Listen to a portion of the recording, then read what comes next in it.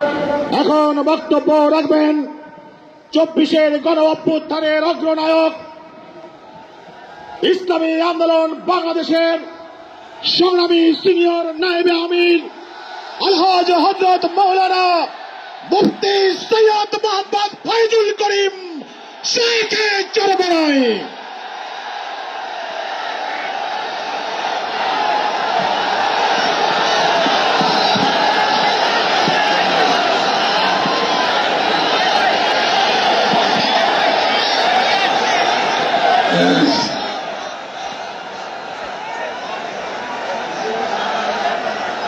আসসালামু আলাইকুম ওয়া রাহমাতুল্লাহি ওয়া বারাকাতুহু। নাহমাদু ওয়া নুসাল্লি আলা রাসূলিল কারীম, আম্মা বাদ। ফাআউযু বিল্লাহি মিনাশ শাইতানির রাজীম। বিসমিল্লাহির রাহমানির রহিম। ইনিল হুকমু ইল্লা লিল্লাহ। সাদাকাল্লাহুল আলিয়্যুল আযীম। সবাই পড়ি সাল্লাল্লাহু আলাইহি ওয়াসাল্লাম। ইসলামী আন্দোলন বাংলাদেশ কর্তৃক আয়োজিত আজকে মহাসমুদ্রের সম্মানিত সভাপতি আমাদের শেরে তাজ হযরত পীর সাহেব হুজুর চরমনাই দামাত বারকাতুহুল আলিয়া, মঞ্চে উপবিষ্ট জাতির শ্রেষ্ঠ সন্তান শ্রদ্ধাভাজন ওলামায়ে কেরাম, ইসলামী দলের নেতৃবৃন্দ, অন্যান্য দলের নেতৃবৃন্দ, সামনে উপবিষ্ট ইসলাম প্রিয় দেশপ্রেম ভাইয়ের আমার, আজকে সম্মেলন কেন?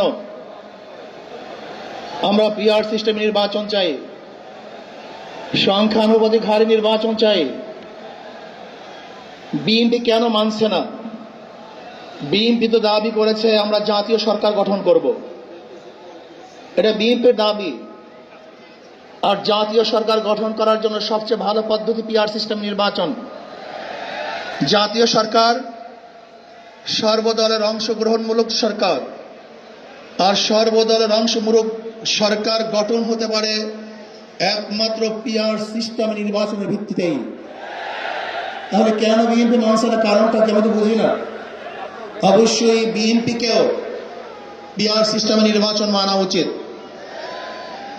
সংস্কার চাই।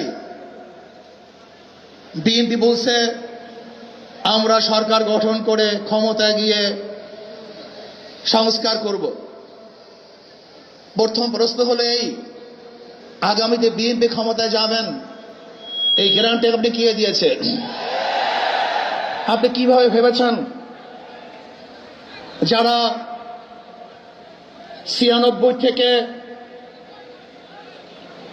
96 পর্যন্ত ফেল করার কারণে 96 ক্ষমতায় আসতে পারে নাই, আবার 2001 থেকে 2005 পর্যন্ত দেশ চালাবার কারণে 2008-এ তারা ক্ষমতায় আসতে পারে নাই। 2001-এ বিএনপি ইশতেহার ঘোষণা করেছিল, সেই ইশতেহারের মধ্যে 10% বিএনপি বাস্তবায়ন করতে পারে নাই। এমনকি 2001-এ বিএনপির ইশতেহারে 1 নম্বর শর্ত তারা পালন করতে পারে নাই। আমি বিশ্বাস করি আগামীতে ক্ষমতায় কে যাবে না না যাবে আমি জানি না, কিন্তু বাংলাদেশের জনগণ কোন দুর্নীতিবাজ, চাঁদাবাজ, দখলবাজ, খুনিদেরকে আর ক্ষমতায় নিবে না।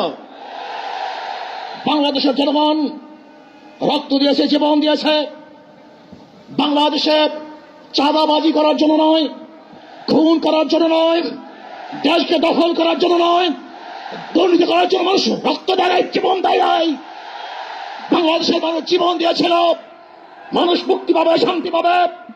আমার গরিব দুঃখী মানুষ ক্ষুধার্ত থাকবে না, বাংলাদেশের একজন মানুষও খোলা আকাশের নিচে থাকবে না, বাংলাদেশের একজন গরিব বস্ত্রহীন থাকবে না, আমার বাংলাদেশের কোন মানুষ গুম হবে না, খুন হবে না, বাংলাদেশের কোন ব্যবসায়ীকে চাঁদা দিতে হবে না, বাংলাদেশের প্রত্যেক নাগরিক অধিকার বাস্তবায়ন হবে, তারা শান্তিতে বসবাস করতে পারবে, নির্বিঘ্নে ঘুমাতে পারবে, আমার মা বোনরা ইজ্জত দিয়ে রাস্তায় চলাফেরা করতে পারবে, বাংলাদেশের মসজিদ থাকবে, মাদ্রাসা থাকবে, দাড়ি থাকবে, টুপি থাকবে, দাড়ি ভরে কেউ আক্রমণ করতে পারবে না, টুপিকে ছিনিয়ে কেউ নিতে পারবে না, ইসলামের বাইরে কেউ আইন পাশ করতে পারবে না। এর জন্য জীবন দিয়েছিল, রক্ত দিয়েছিল। দ্বিতীয়বার দাড়ি টানবে এই দৃশ্য দেখার জন্য মানুষ রক্ত দেয় নাই। মৌলবাদের বিরুদ্ধে আলোক আঙ্গুল তুলবে, মোল্লা বলে গালি দিবে, আজকে টুপি তাইওয়ালাদের ক্ষমতায় যেতে দেবে না, এই স্লোগান শোনার জন্য মানুষ রক্ত দেয় নাই। এই দৃশ্য দেখার জন্য বুকের তাজা রক্ত জমিনে ঢেলে দিয়ে মানুষ শাহাদাত বরণ করে নাই, বরং বাংলাদেশের মানুষ শাহাদাত বরণ করেছিল এই জাতিকে মুক্তি দেওয়ার জন্য, কোরআন ও সুন্নাহর আইন বাস্তবায়ন করার জন্য। বাংলাদেশের মানুষ ওই ভারতের গোলামি করার জন্য রক্ত দেয় নাই। বাংলাদেশের মানুষ ভারত আমাদের দেশে কর্তৃত্ব নেতৃত্ব করবে, আমেরিকা আমাদের দেশে কর্তৃত্ব নেতৃত্ব করবে, এর জন্য বাংলাদেশের মানুষ জীবন দেয় না, রক্ত দেয় নাই। বাংলাদেশের মানুষ সাধন, তারা নিজেরা আইন প্রণয়ন করবে, নিজেরা সংসদ পরিচালিত করবে, তারা নিজেদের পায়ে দাঁড়াবে। বাংলাদেশের মানুষ জীবন দিতে পারে কিন্তু কাল গোলামি করতে পারে না। প্রিয় ভাইয়েরা আমার, আমি বিশ্বাস করি আজকে মঞ্চে যারা আছেন, যদি আমরা মুনাফিকি না করি, মঞ্চে যারা আছে যদি মুনাফিকি না করি,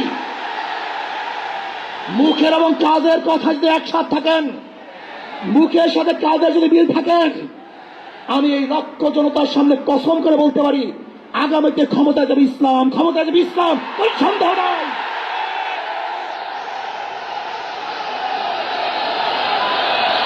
কিন্তু খবরদার যদি মুনাফিকি করি তাহলে এদেশের মানুষ সচেতন হয়েছে, এদেশের মানুষ সব জ্ঞানী হয়ে গেছে। বিশ্বাস করবেন না, একজন রিক্সাওয়ালা, ঠেলাওয়ালা, কুলি মজদুরের বক্তব্য শুনলে আমরা আশ্চর্য হয়ে যাই বাংলাদেশের মানুষ কত সচেতন, তারা কত সচেতন হয়েছে। যদি আমরা মুনাফিকি না করি, যদি আমরা ঐক্যবদ্ধ থাকি, বাংলাদেশে একটা বাক্স ইসলামের নামে দিতে পারি, যেরকম আমেরিকা এবং ওই জারস ইসরায়েল ইরানের আক্রমণকারী ভেবেছিল মুহূর্তের মধ্যে নিচ্ছিন্ন করে দিবে, কিন্তু আক্রমণ করার পরে দেখেছে ইরানের গুহার থেকে কোথার থেকে বোম মিজাইল চলে আসছে।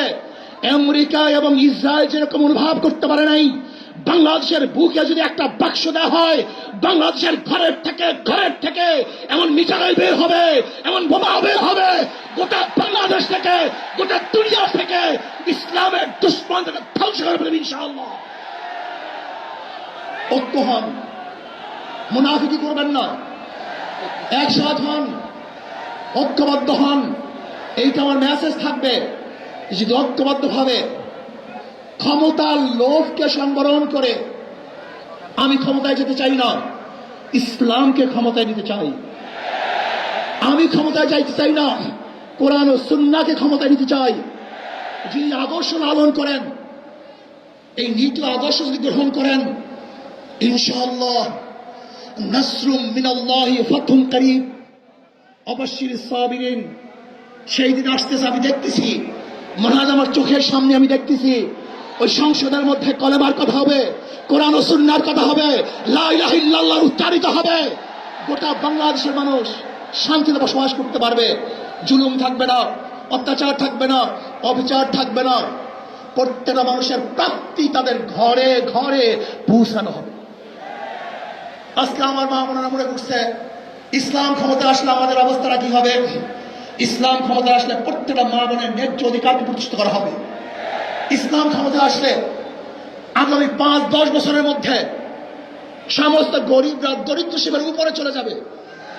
ইসলাম ক্ষমতা আসলে 28 লক্ষ কোটি টাকা বিদেশে পাচার হবে না, দুর্নীতি থাকবে না, জুলুম থাকবে না, অত্যাচার থাকবে না, নির্বিচারে কোনো মানুষ আর খুন হবে না, গুম হবে।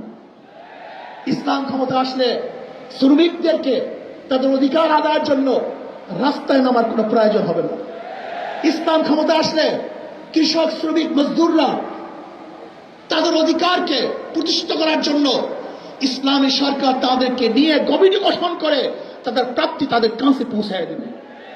আসুন ইসলামী হুকুমাত কায়েম করার জন্য আমরা চেষ্টা করব।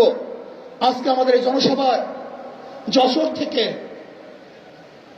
আমার কিছু ভাই আসার সময় তারা অ্যাক্সিডেন্ট হয়ে শাহাদাত বরণ করেছে। আল্লাহ তাদেরকে জান্নাতুল ফেরদাউস দান করেন। আমার অনেক ভাইয়েরা আহত অবস্থায় আছে, আল্লাহ পাক তাদেরকে সুস্থ করে দেন। আসুন, আজকে জনসমুদ্রে আমরা আসছি, আমাদের টাকা নাই, পয়সা নাই, নিজের পয়সা দিয়ে এসছি, নিজের খানা খেয়েছি। এই জাতিকে, এই দলকে, এই কাফেলাকে গোটা দুনিয়ার কোনো প্রশক্তি পরাজয় করতে পারবে না, থামিয়ে রাখতে পারবে না। অবশ্যই ইনশাআল্লাহ আমরা বিজয় হব। আল্লাহ আমাকে এবং সবাইকে ইসলাম হুকুমাত কায়েম করার তৌফিক দান করেন। আমা আলাইনা ইল্লাল বালাগ। আসসালাম।